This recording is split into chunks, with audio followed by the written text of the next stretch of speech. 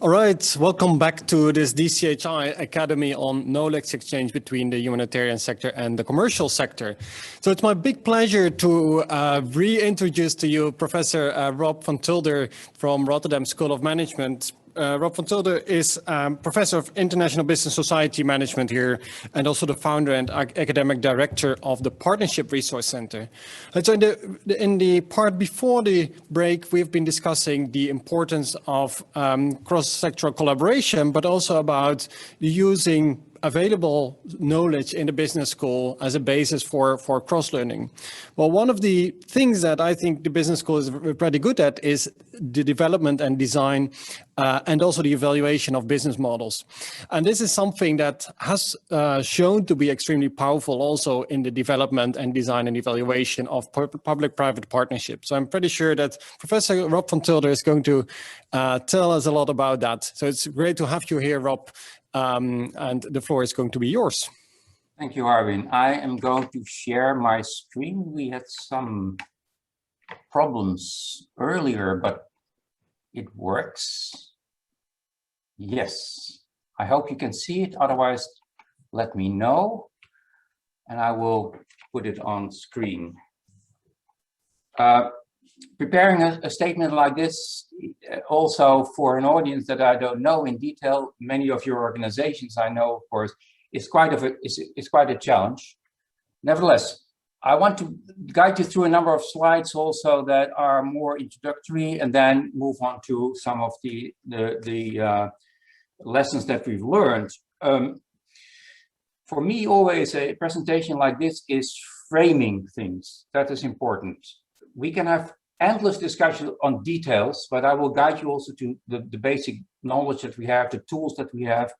And I also make myself the assignment that at the end of my session, at my presentation, you are supposed also to do a breakout with talking about business model canvas, and I will introduce that to you as well.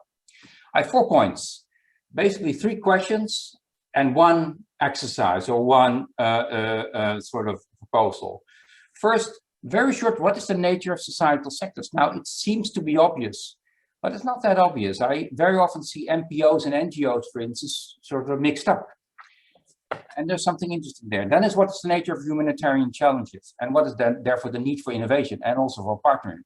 And then, of course, well, how can cross-sector partnerships be designed to become impactful? And then, if time allows, still to have a little exercise using the PPP canvas. Now, the nature of societal sectors, and already Lucas showed a triangle. And that's the simplest way of presenting this. And of course, we have the state, the market, civil society, basic institutional spheres. So that's all very fine. But there is something there. For instance, we have to distinguish between governmental and non-governmental. It's always a difficult one to say something is not something. NGOs is used as a phrase for civil society. But if you look at this picture, you can already see that companies, market sector is also non-governmental. Quite obvious. Now, I noticed that Paul Polman, the former CEO of Unilever, once said, we are the biggest NGO in the world. He claimed that. And actually, because we're making a profit, we are more sustainable. Now, this was, of course, a teaser. On the other hand, think about that also, because it also means that NGOs or civil society organizations, market-based organizations, have a comparable challenge, not being governmental. So we need the other one. So that's the profit or the non-profit organization. And again, what Lucas also said, the civil society organizations that are today, of course, represented are very much the non-profit, non-governmental organizations. And then we have the profit, non-governmental organization at the market side.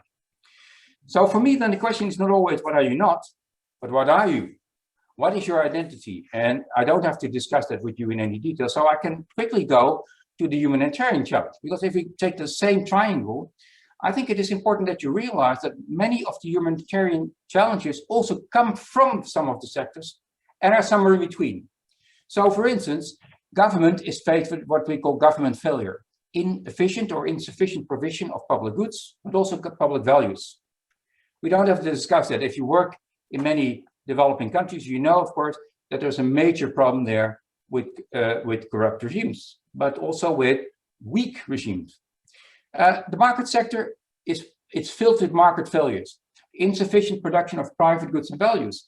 failure in this case doesn't mean a negative connotation in terms of morality, but actually it means market cannot solve everything. Now, I don't have to explain it to this audience, but say when I talk to public management people, I have to tell government cannot solve everything. But to be honest, in your sector, you also face with civic failure. The road to hell is paved with good intentions, insufficient production of social goods and values. So we have these three core courses of failure. That also means there's not another sector that can help you. You have to solve it yourself. A civic failure, if, for instance, you have a human rights violation within a civil organization, it can be regulated away a little bit.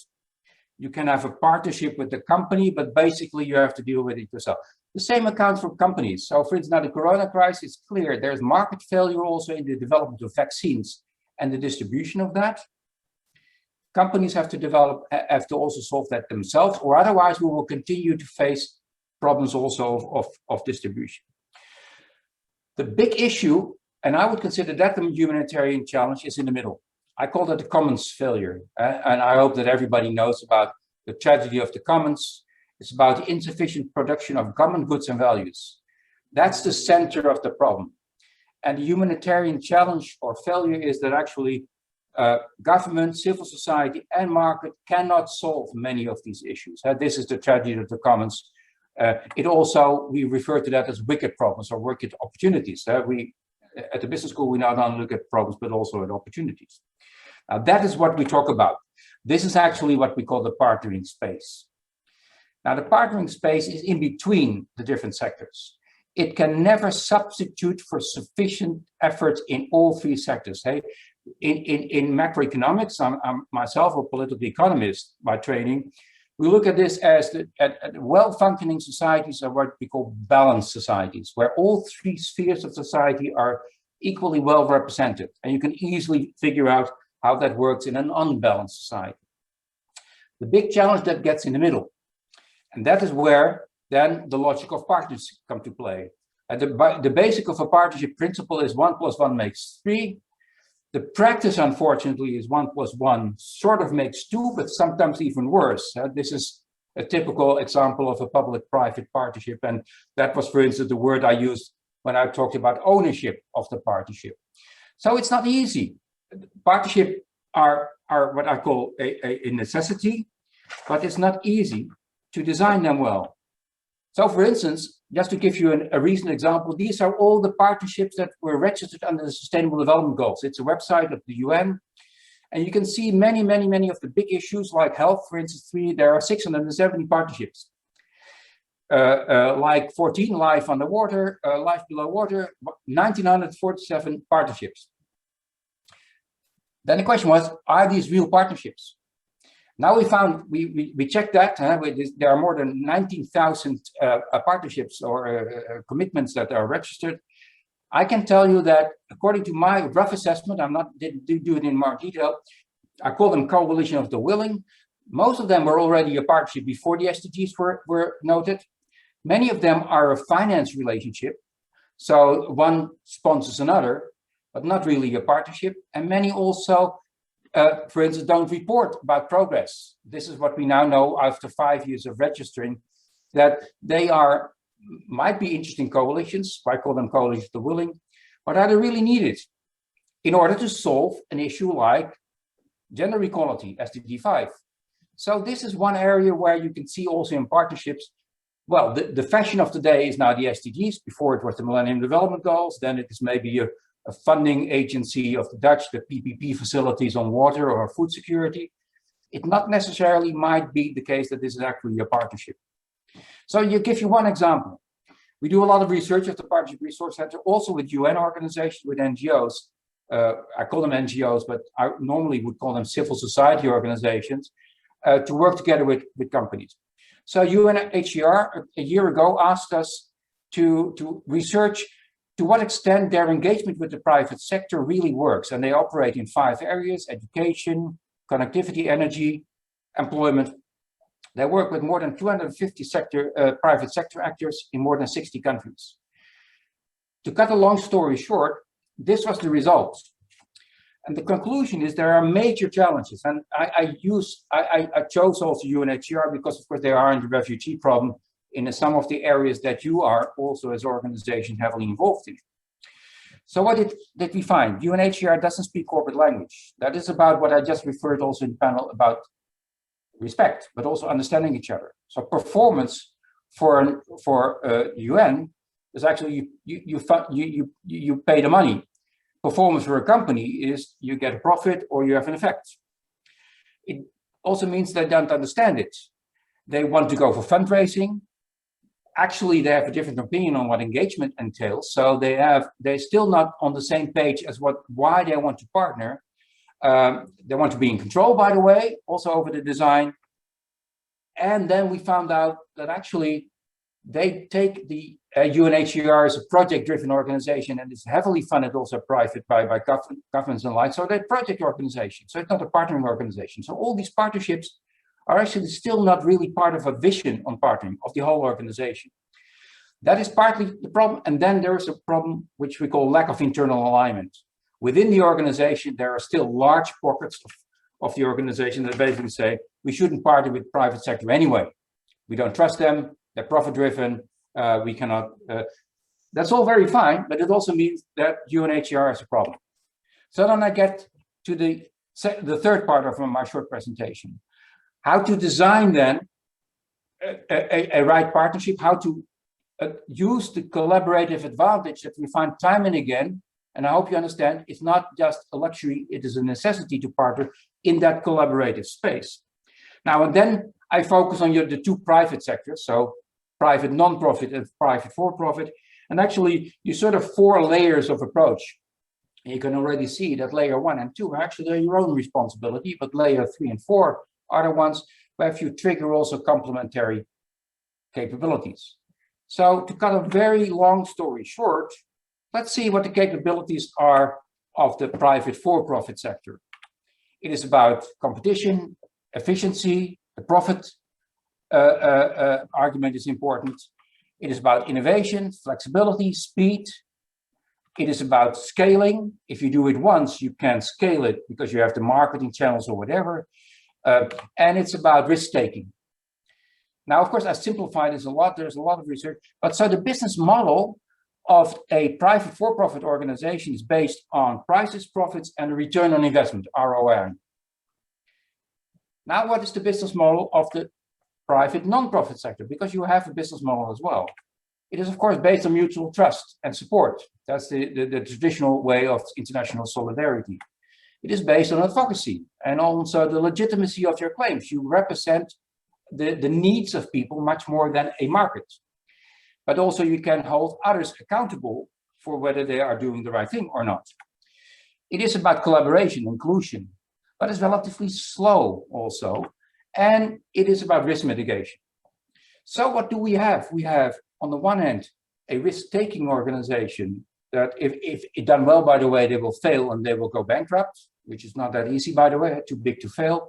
And we have civil society organizations that also have a business model, but then based on contributions, fees, subsidies, which I would call return on values. So I simplify this a lot, of course, but then the question is, okay, now we're going to design partnerships.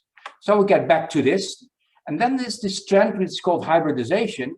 That is actually to say, okay, now business are becoming more purpose-driven, civil society organizations are becoming more efficiency-driven, to a certain extent even profit-driven. Let's create one entity, bring it together, hybrid.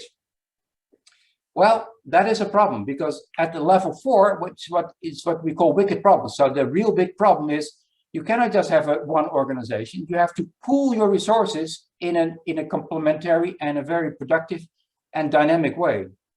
At level 3, I call that complex problems. I'll come back to that in a second. And at level 1 and 2, by the way, the relatively simple problems, I call them simple as a business professor. A good business model is, of course, not simple, but actually is that you add value to society. You don't pollute, you don't exploit your value chain. I consider that the fiduciary duty of a company. There are some people that say that's not the case. You just have to earn profits. It's a very old statement and very Anglo-Saxon, by the way. We know that this is the discussion, and we will find many evidence of that. That is the trend also that we see around the world. But of course, civil society also has a relatively simple problem to design a good business or an organizational model at level 1 and 2. So what does it mean? A wicked problem defines a joint, it defines how you can design an impact-driven partnership. That decides, you have to decide what is then the joint problem. Is there a joint problem? Now, well, all the SDGs, poverty, climate, education, gender equality, insufficient health, actually is a joint problem. So we call that a wicked problem. So if you want to partner for that problem, you have to understand what the problem is. We also refer to that in the panel. Well, if you take it a little bit easier, I call it the level 3 problem. Well, it might be more outcome driven, but then you have to define also a joint goal. If you are not able to do that, then you have a problem. Now comes the trick, and the trick was also when I referred to UNHCR. Actually, you cannot just define a problem and a goal as a partnership. You also have to define what you do yourself. I call that the feedback loop. That's the input to the output driven part of the problem. By the way, this is logic model reasoning. Maybe you know this is the logical model where you go from input, activities, output, outcome, impact. So that's a level 1 and 2. That is your own. But if you cannot use the partnership for what we call internalization, so reinforcing your primary roles, you have a problem as a company, because then you partner for what? Maybe for philanthropical reasons. But the same is true for civil society organizations. If you partner just to get money and the rest, so that's okay, then it's a philanthropical relationship, but I wouldn't call it a partnership. I just call it a sponsor relationship. If you don't use the partnership as to reinforce your primary roles, so mutual support, solidarity, advocacy, you have a problem as well. So this is the basic. Basically, if you are partnering with each other, with other sectors, and you're not able to link it to your core activities and make it core, it will be a very shaky partnership, probably also not very effective. So, summarizing also what I would call the design challenges for effective public-private or private-private partnerships, as we just discussed. It's a long list, but I go through them very quickly. If you cannot design a value proposition on the impact orientation of the problem, meaning how do you want to address the big issue? This is where we have the PPP canvas model, and you have a joint value proposition for the partnership, don't do it. If it's a compromise, for instance, don't do it. If you can pull together and make it 1 + 1 is 3, then that's interesting. So what is your own value proposition? What is your business model? Can you link then the business model of the partnership to your own value proposition? If not, you have a problem, because then you cannot not internalize it. And then the partnership will become a sort of separate marginal activity. Don't worry, I've been studying many of your organizations. I know, of course, the fundraising activities, and then it's a fundraising manager that is responsible for a partnership, but not really using the partnership to make your own organization better. So link it to your own value proposition. It also means that the configuration of the partnership, does the partnership fit the problem? Now, there's a saying in partnership research that complex problems require complex partnerships. And this is not a bullshit term for scientists to say everything is complex. What we know is that, for instance, if there's a public problem, there's a market problem, there's a civil society problem, say the failure on all sides, you need all 3 partners somewhere in the partnership. Otherwise, it will fail. You can also decide to partner, for instance, a profit and a non-profit private partner as a startup, but somewhere along the line, you have to engage the public sector as well, one way or another. And if we have time, I can give you many examples, for instance, in conflict regions, where, of course, the government very often is not functioning at all. But in the end, of course, they have to provide also the part of the public good. And you have to be complementary. You cannot stick to just, we want to collaborate, we are all very nice. You have to see whether you are a coalition of the needed, and if not, whether you can work on that. We've seen so many partnerships also fail because the original partners spent so much time in legitimizing why they were so good, where actually they all knew that they missed stakeholders, they missed other partners, and they were vital for the success. And we call that crowding out, by the way. The partnership crowds out activities of others. And I think Lucas also referred to that when he referred to that also, that private sector initiatives can take away the incentive for governments to do what they need to do, which create then in a longer term failure. Strategic alignment. You have to understand that you have to align, you have to be in the partnership with an equal strategic aim. If it's philanthropic, okay. If you both understand it, that's okay. If one thinks it's philanthropic and the other thinks it's strategic, you have a problem. The partnership will probably fail. It also means that the partnership should regenerate your business model. So if the partnership sort of exploits your business model, for instance, you are an NGO or civil society organization, the company abuses you, you get some money, but they take away your brand, your image, your legitimacy, you lose on the partnership. It should also be mutual reinforcing. And finally, that's of course the role that I said. It cannot be, a partnership cannot be an excuse for not doing. This we know from public-private partnership, where governments, for instance, then privatize stuff, bring it to market-oriented partners, and in the end, everybody loses because the partnership doesn't work, it is too costly. So you need to invest in your own capabilities in order to really make the partnership well. So these are the design challenges for your partnership. So let me spend 2 more minutes on a few tools. And then also as an introduction, also maybe to the cases. So if you want to know more, go to the PRC website. We have a lot of tools there. I want to mention 3 of them. Tool number 1 is basically read the booklet. We wrote it a couple of years ago. And this is about the state of partnerships. And in the last part, this is about civil society organizations, so your organizations. And we then have a lot of tips for you also to make that work. The booklet it's still relevant in terms of the tools. The analysis is a bit dated because we funded it on the base of 2015 research. Second tool, strategic alignment. I just called it this way. There's a tool on the website, but just to give you a short elaboration of this. We have 4 levels: the philanthropic, the transactional, the integrative, and the transformational level. You should be able to understand whether the problem that you want to address in the partnership requires transformational, integrative, transactional, or philanthropic relations. If you don't understand that, you don't have an equal partnership. So the partnership always defines the alignment challenge from both sides of the alliance. Now listen, we've been supporting in training many of your partnerships, also for companies and governments. I'm always surprised how few sort of recognition people have of what is at the other side. By the way, this is also basic of negotiation skills. It's a universal skill also. But that's where I started to talk about respect of each other, understanding where they are, but also if you understand that you are in a different position, that you then can manage this. I'll give you one example. This is the AXO Nobel Plan International example. So Plan and AXO Nobel came together in order to have a partnership.